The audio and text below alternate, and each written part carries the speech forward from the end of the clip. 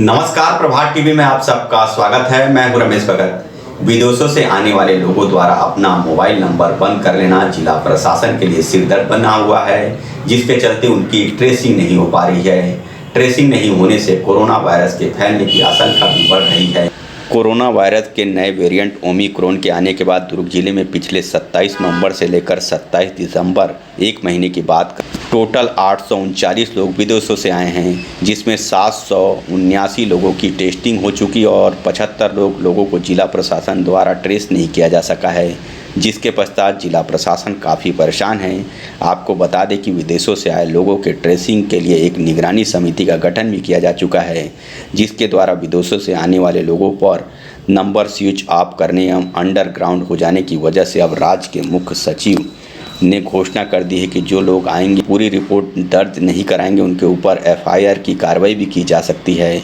गौरतलब है कि पिछले एक महीने में ओमिक्रॉन वायरस की दस्तक के बाद विदेशों से आने वालों की संख्या जिले में लगातार बढ़ रही है, लेकिन कई लोग आने के बाद अपना नंबर स्विच ऑफ कर रहे हैं, जिसको ढूंढने में जिला प्रशासन को काफ़ी दिक्कतों का सामना करना पड़ रहा है। इसके लिए अब राज्य सरकार FIR दर्ज कराने का विचार कर रही है। वहीं दुर्ग जिला मुख्य स्वास्थ्य अधिकारी ने बताया कि अब विदेशों से आने वाले लोगों पर जो लोग अंडरग्राउंड हो जा रहे हैं उनकी ट्रेसिंग करने के लिए निगरानी समिति बनाकर उन्हें ढूंढा जा रहा है। अभी तक हमारे जिले में इंटरनेशनल ट्रेवल्स जो हैं 841 लोग आए हुए हैं, उसमें से 762 लोगों को हम लोगों ने ट्रेस कर लिया था और 79 लोग हैं जिनको ट्रेस नहीं कर पाए हम लोग, और इसमें से 679 लोग वहाँ के 72 आवर्स में नेगेटिव रिपोर्ट लेकर के आए हैं और अब तक के 515 लोगों का होम क्वारंटाइन भी पूरा हो गया है, जिसको कोई प्रॉब्लम नहीं है। जिला प्रशासन द्वारा तो जो सेंट्रल प्रोटोकॉल है ना उसको फॉलो कर रहे हैं हम लोग।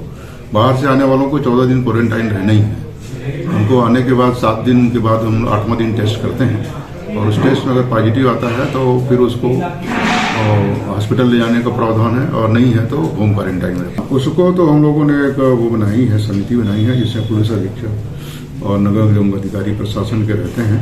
तो उसको इंटरनेशनल वहाँ पे ये 79 अनट्रेस इसलिए है कि वहाँ के कुछ रिपोर्ट्स जो हैं नाम कुछ दूसरे जिले के और इस टाइप के रहते हैं, तो उसमें वो भी शामिल हैं।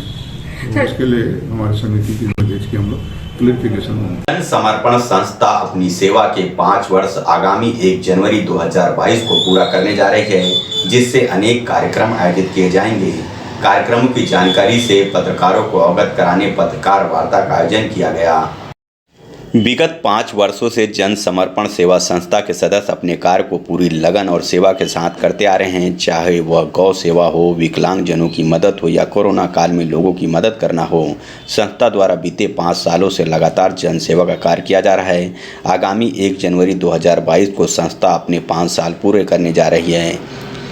इसी तारतम्य में 1 जनवरी को संस्था के द्वारा विभिन्न सामाजिक कार्य किए, जिसकी विस्तृत जानकारी पत्रकारों को दी गई। जन समर्पण संस्था के सदस्य बंटी शर्मा ने मीडिया को बताया कि सभी के सहयोग से संस्था ने अपने 5 साल पूरे किए हैं।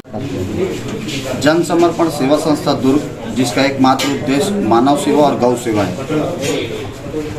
1 जनवरी 2017 से हम लोग दुर्ग शहर में, दुर्ग जिले में मानव सेवा का कार्य चालू किए थे, जिसमें प्रतिदिन लगभग 100 से 150 लोगों को निःशुल्क भोजन, उनकी ज़रूरत की सामग्री, विकलांगजनों को ट्राइसिकल, बैसाखी और अन्य ज़रूरत की सामग्री वितरण करना प्रारंभ किए थे, जिसको 1 जनवरी 2022 को पूर्ण 5 वर्ष पूर्ण होने जा रहा है। इस पूरे 5 वर्ष में विपरीत परिस्थिति, जब देश पूरे कोरोना से जूझ रहा था, लोग अपने घर पर थे, पर जन समर्पण सेवा संस्था के सदस्य पूरे कोरोना काल में भी छत्तीसगढ़ के दुर्ग जिले के विभिन्न शहरों में, विभिन्न गांवों में, विभिन्न वार्डों में जाकर जरूरतमंदों को और प्रवासी मजदूरों को हम लोगों ने चप्पल बांटी। 1 जनवरी 2022 को 5 वर्ष इस सेवा कार्य का पूर्ण होने जा रहा है। इस उपलक्ष्य पर हम लोग शहर पर और जिले पर बहुत सारे सामाजिक और मानव सेवा, गौ सेवा का कार्य करने जा रहे हैं। विकलांगों को ट्राइसिकल, विकलांगों को बैसाखी, गरीब बच्चों को कापी, पेन, पुस्तक जैसे विभिन्न कार्य हम 1 जनवरी 2022 को करने जा रहे हैं। इसको लेकर हम लोगों ने आज यहाँ पर प्रेस वार्ता ली है। शहर पर बहुत सारे ऐसे लोग हैं जिनको ठंड पर कंबल की ज़रूरत थी, जिले पर कंबल की ज़रूरत थी, इस ठंड पर, ठिठुरती ठंड पर, हम लोगों ने 1 दिसंबर से पूरे ज़िले में कंबल बांटना प्रारंभ किया था, जो कि लगभग 800 कंबल हम लोगों ने बांट दिया है और आगे भी है, जब तक ठंड है जब तक जारी है। दुर्ग जिले में कार्यरत स्वयं सेविकाओं को बीते मार्च महीने से सितंबर माह तक के मानदेय का भुगतान नहीं किया गया, जिससे परेशान स्वयं सेविकाओं ने जिलाधीश के नाम ज्ञापन सौंपकर मानदेय भुगतान दिए जाने की मांग की। बुधवार को जिला मुख्यालय में सैकड़ों की संख्या में दुर्ग जिले में कार्यरत स्वयंसेवी कार्यकर्ता पहुंची और ज्ञापन के माध्यम से अपनी शिकायत जिलाधीश तक पहुंचाई। गौरतलब है कि दुर्ग जिले में कार्यरत स्वयंसेवी सेविकाओं को बीते मार्च महीने से लेकर सितंबर माह तक का मानदेय नहीं दिया गया है, जिससे वह काफ़ी परेशान है। मानदेय नहीं मिलने की स्थिति में उन्हें आर्थिक व मानसिक दोनों तरह की परिस्थितियों से जूझना पड़ रहा। स्वयं सेविकाओं का कहना है कि भरे कोरोना काल में उन्होंने घर घर जाकर अपनी सेवाएं दी, उसके बाद भी उनके वेतन का भुगतान करना सरकार जरूरी नहीं समझ रही है, जिससे अब उनके घर परिवार में भूखे मरने की स्थिति उत्पन्न हो रही है। स्वयं सेविकाओं ने प्रशासन से निवेदन किया है कि जल्द ही उनके वेतन का भुगतान सरकार करे, जिससे वह भी एक सामान्य जीवन जी सके, साथ ही वेतन में वृद्धि भी की जाए। हमारी मांग यही है कि हमारा वेतनमान समय पे दिया नहीं जा रहा है। लगभग 10-11 महीने से रोक के रखा गया है हमारा वेतन। और जो स्वयं सेविका महिलाएं जो होती हैं, बहुत सारे हमारे कार्यभार हैं जो हर क्षेत्र में अपना कार्य कर रही हैं। कोविड का टीकाकरण हुआ, उसमें भी हम लोग सर्वे भी किए हैं, गांव-गांव जाकर लोगों को प्रेरित किए हैं कि आप टीका लगवाओ। और अभी भी हम लोग ये काम कर रहे हैं, जो महाअभियान चल रहा है उसमें भी घर से लोगों को जाकर निकाल रहे हैं, प्रेरित कर रहे हैं टीकाकरण के लिए। आंगनबाड़ी से कार्य होता है, वहाँ भी बच्चों के टीकाकरण में भी हमारी सहभागिता रहती है, पोषण आहार में भी हमारी सहभागिता रहती है, चुनाव होता है उसमें भी हम ड्यूटी देते हैं। हर जगह अगर गांव में कोई कार्यक्रम हो रहा है, कोई फंक्शन हो रहा है, तो वहाँ कोई हुड़दंग ना हो, किसी प्रकार का हो हल्ला ना हो, इसके लिए हम लोग रात भर जागरण करके वहाँ पर अपनी ड्यूटी देते हैं। मतलब हर क्षेत्र में हम लोग अपना जो क्या चाहते हैं आप लोग? हम लोग चाहते हैं कि हमारा जो वेतनमान है उसे समय पर दिया जाए, और जो हमारा कार्य क्षेत्र है बढ़ा हुआ है, इसके आधार पे ये 1000 रुपया क्या होता है आज के समय में, तो हमारे वेतन में भी वृद्धि किया जाए। और दूसरी चीज़, हमारी आज के समय में दूसरी जगह हमें कहीं भर्तियों में शामिल नहीं किया जा रहा है कि आप लोगों को सरकारी पेमेंट मिलता है। तो अगर हम सरकारी हमें पेमेंट मिल रहा है तो प्राथमिकता हमारी बनाइए, हमें समय पर पेमेंट दीजिए, या तो हमें बर्खास्त कर दीजिए कि हमारा मतलब कहीं पे ये ना रहे कि ये लोग स्वयं सेविका है। हमारा सीधे हमें तांबा, पीतल, कांसा, aluminium, stainless steel, cooker, mixie सभी प्रकार के बर्तनों के चिल्लर एवं थोक विक्रेता। यहाँ पर कुकर, मिक्सी, गैस चूल्हा बनाए जाते हैं। अनुराग मेटल शॉप नंबर 10, नेहरू भवन road, Supela, Bhilai. Mobile number 9827187008।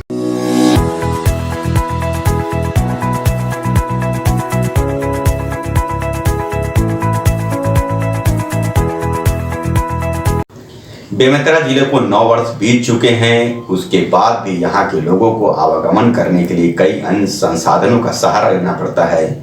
लोगों को नहीं मिल पाई है अभी तक सिटी बस की सुविधा। जिला मुख्यालय का दर्जा मिले लगभग 9 साल पूरे होने के बाद भी आज तक जिले वासियों को सिटी बस जैसी मूलभूत सुविधा का लाभ नहीं मिल पाया है। जिला मुख्यालय सहित अन्य जगहों पर नवागढ़, थान, खमरिया, साजा, वेरला की मुख्य सड़कों पर सिटी बस का संचालन आज तक नहीं हो पाया है। इसके चलते जिले के यात्री को सिटी बस के सस्ते दाम का सफ़र अब अधूरा ही है। प्रशासन द्वारा बेमेतरा जिले में सिटी बस संचालन की रूपरेखा कुछ वर्ष पहले तैयार की गई थी, लेकिन अब तक यह योजना का क्रियान्वयन नहीं हो पाया है। जिले में सिटी बस का संचालन होने से बड़े शहरों की तरह जिले के यात्रियों को बस सफ़र में कम किराया देना पड़ता है और सस्ते में सुगम यात्रा कर पाते, लेकिन जिले में सिटी बस का संचालन अब तक नहीं होने से यात्री महंगे दाम पर सफ़र करने को मजबूर हैं। त्योहारी सीजन और शादी सीजन में तो यात्रियों को बस के अंदर ज़बरदस्ती ठूस कर भरे जाते हैं, जहां महंगे दाम के बाद भी यात्रियों को सुगम यात्रा नसीब नहीं हो पाती। बेमेतरा में विगत 10 वर्षों से सिटी बस लंबित है, शुरू नहीं किया जा रहा है, पता नहीं किन कारणों से शुरू नहीं किया जा रहा है। अगर सिटी बस हमें उपलब्ध हो जाता बेमेतरा का नगर वासियों को, तो हमें बहुत सुविधा होती। और वर्तमान में जो प्राइवेट बसेस हैं वो यात्रियों की जेबें काट रहे थे, हमको जेब पर बहुत भारी पड़ रहा है। वो अब ज़्यादातर वो सवारियों से अच्छे से व्यवहार भी नहीं कर रहे हैं वो लोग। इस तरह से ये लोग अगर सिटी बस चलाते तो हमको बहुत सुविधा हुई थी। बेमेतरा जिला बने हुए विगत 10 वर्ष हो चुके हैं, लेकिन अभी तक सिटी बस का जो ये किया गया था यहाँ, उसका अभी तक कोई अता पता नहीं है। और न ही उसके बारे में कोई क्रियान्वयन हुआ है कि क्या हुआ है, अभी तक कोई पता नहीं है। और बेचारे गरीब लोग इतने परेशान हैं, खासकर त्योहारी सीजन और शादी वादी सीजन में उन लोगों से प्राइवेट बस मालिकों द्वारा मनमाना किराया लिया जाता है, उसके बावजूद उन लोग मजबूर हैं। और ये गरीब लोगों का विशेष अधिकार है, इसीलिए सिटी बस का संचालन किया जाता है, क्योंकि गरीब तबके के आदमी कम खर्च में आ जा सके। इसका बुरी तरह से अवहेलना हो रहा है। बिजली विभाग की सख्ती शहर के चौक चौराहों पर चर्चा का विषय बन गई है। नगर पालिका द्वारा बिजली भुगतान नहीं करने से कई क्षेत्र के स्ट्रीट लाइट का कनेक्शन काट दिया गया है। लंबे समय से भुगतान के लिए मिल रहे आश्वासन और बिजली बिल का भुगतान नहीं किए जाने के चलते अंततः नगर पालिका के लगभग आधे दर्जन कनेक्शन काट दिए गए हैं। जो कनेक्शन काटे गए उसमें मुख्य रूप से स्टेडियम, कंतेली, टाउन हॉल, पुराना बस स्टैंड से लेकर सिंघोरी तक स्ट्रीट लाइट, रेस्ट हाउस चौक स्ट्रीट लाइट, प्रताप चौक स्ट्रीट लाइट सहित बाजार पारा के स्ट्रीट लाइट का कनेक्शन विद्युत विभाग द्वारा काट दिए गए हैं। उसे लगातार विद्युत विभाग द्वारा नगर पालिका को बकाया भुगतान के लिए आग्रह किया जा रहा था, किंतु राशि का भुगतान नहीं हो पाने के चलते अंततः विद्युत कनेक्शन काटने की कार्रवाई की गई। नगर पालिका जल कनेक्शन के लिए 174 पंप कनेक्शन विद्युत विभाग द्वारा लिया गया है, जिससे पेयजल की आपूर्ति नगर में ही की जाती है। कनेक्शन की बकाया राशि 549,25,000 रुपये का, जिनका बिल भुगतान पिछले 3 वर्षों से नहीं हो पाया है। नगर पालिका के लिए सबसे बड़ी परेशानी शहर में मीठा पानी की आपूर्ति का नहीं होना। हालांकि राज्य शासन के द्वारा लगभग 22 करोड़ रुपए की राशि इस योजना के तहत खर्च की जा चुकी है। इसके बाद भी शहरवासियों को मीठा पानी नहीं मिल पा रहा है। परिणाम स्वरूप नगर पालिका को ट्यूबवेल के माध्यम से पानी की आपूर्ति करनी पड़ रही है और हालात यह हो गए हैं कि अब तक लगभग 3 करोड़ रुपए का बिजली बिल बकाया है। और जिसके संबंध में जो है 1 माह पूर्व जो है इनको सीएमओ साहब को और नगर पालिका जो अधिकारी हमको अवगत करा दिया गया था, उनको नोटिस भी जारी किया गया था, लेकिन आज दिनांक तक किसी भी कनेक्शन में कोई भी कार्रवाई नहीं की गई है। तो मजबूरन जो है हमें स्ट्रीट लाइट और कुछ टाउन हॉल कनेक्शन, इन 2-3 कनेक्शनों को काटना पड़ा और उनके द्वारा आश्वासन दिया गया है कि जो है बिजली बिल पटाने की कार्रवाई जल्द से जल्द हम पूरी कराएंगे। तो आश्वासनों को ध्यान में रखते हुए जो है हमने अभी कुछ कार्रवाई रोक दी है, लेकिन आगे भी ये कार्रवाई जारी रहेगी। देखिए, जिनका अब स्थिति ये है कि लोगों ने 2 साल से कोरोना काल बोलिए जैसे बोलिए बिल नहीं पटाया, एक मुश्त बिल आया है, तो इसमें हमारे तरफ से सुविधा भी दी गई है कि आप किस्तों में पेमेंट कर सकते हैं। आप मार्च 2022 तक जितने भी किस्त में आप पेमेंट कर सकते हैं, उसके पहले तक। और जिनका भी बिल में कोई गड़बड़ी है, गलती है, उसको हम सुधार भी रहे हैं, तुरंत सुधार के तुरंत उनको बिल दे रहे हैं और उनको जो है तत्काल पटाने का भी आग्रह भी है कि भविष्य में किसी भी तरह की असुविधा से बचने के लिए सम्मानीय उपभोक्ताओं से मेरा निवेदन भी है कि अपना बिल जो है तत्काल उसी मंथ में पटाएं, जिससे भविष्य में कोई किसी प्रकार की असुविधा आपको न फेस करनी पड़े। डांस के साथ फिटनेस को लेकर जागरूक करने वाली संस्था डांस वैली का 15 वर्ष पूर्ण होने पर भव्य आयोजन नेहरू नगर के मॉल में किया गया, जिसमें बड़ी संख्या में लोगों की मौजूदगी भी देखने को मिली।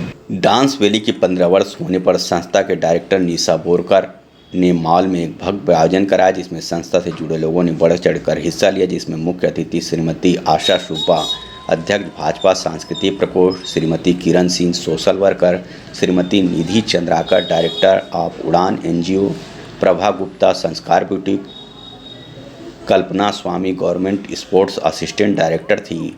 निशा बोरकर ने बताया कि हमारी ब्रांच जो कि नेहरू नगर में स्थित है पूरे 15 साल हो चुके हैं और हमारी दूसरी ब्रांच दुर्ग मालवीय नगर में है। 15 साल में हमने तकरीबन 6000 से ज़्यादा स्टूडेंट को सर्विस दी है, जिससे कई स्कूल कॉलेज में हमने कोरियोग्राफी की सर्विस दी। हमारे डांस वैली में डांस के अलावा ड्राइंग, गिटार, तबला यह सब सिखाया जाता है। इस कोरोना काल में जब सारी दुनिया में काम बंद हो चुका था, तब यह सभी आर्ट क्लासेस की ऑनलाइन सर्विस दी गई, जिसमें लोग घर बैठे फिटनेस, डांस और बाकी एक्टिविटीज़ भी सीख रहे थे। निशा ने बताया कि हमारा मकसद यही कि हम लोगों को ऐसे ही सर्विसेज देते रहें। सेलिब्रेशन का आयोजन किया गया। नमस्कार, मैं Nisha Borkar, dance valley slim tactics निसमेवन के डायरेक्टर।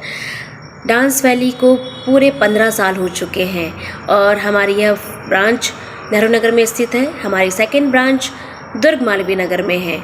अभी तक के हमने 6000 से ज़्यादा स्टूडेंट्स को सर्विसेज दे चुके हैं। 15 साल पूरे होने का सेलिब्रेशन हमने 26 दिसंबर को ट्रेजर आइलैंड मॉल में रखा, जिसमें हमारे स्पॉन्सर्स रहे हैं Gupta traders Smriti Nagar, Gupta photo framing power house, Prakash cycle sector 1। हमारे स्पेशल गेस्ट रहे मिसेस आशा शुभा जी, भाजपा अध्यक्ष, Mrs Kiran Singh ji, social worker, Mrs Niti Chandrakar ji, director of Udaan NGO, Mrs Prabha Gupta, owner of Sanskar boutique, Mrs Kalpana Swami ji, government sports assistant director. हमारे इस इवेंट को सक्सेसफुल बनाने के लिए और हम आगे और अच्छे से अच्छा इवेंट करवाते जाएं, इसके लिए आप सभी का साथ चाहिए और हम सभी को धन्यवाद करना चाहते हैं। हमारे स्पेशल गेस्ट, हमारे स्पॉन्सर्स, हमारे सारे स्टूडेंट्स को, डांस वैली की टीम और निशा बोरकर का बहुत बहुत धन्यवाद।